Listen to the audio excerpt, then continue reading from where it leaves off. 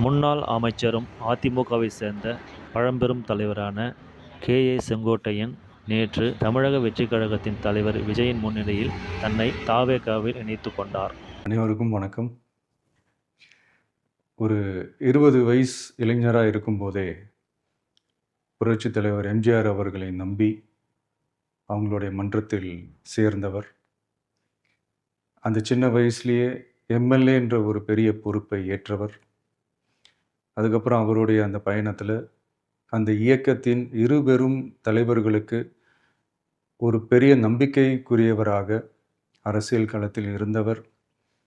இப்படி 50 வருஷமாக ஒரே இயக்கத்தில் இருந்த அண்ணன் செங்கோட்டையன் அவர்கள் இன்னைக்கு அவங்களுடைய அரசியல் அனுபவமும் அவங்களுடைய அந்த அரசியல் களப்பணியும் நம்மளுடைய தமிழக வெற்றிக் கழகத்திற்கு ஒரு பெரிய உறுதுணையாக இருக்கும் என்ற நம்பிக்கையுடன் இன்றைக்கி அவங்களுக்கும் அவங்களோட இணைந்து பணியாற்ற நம்மளோடு கைகோர்க்கும் அனைவருக்கும் மக்கள் பணியாற்ற வரவேற்கிறேன்.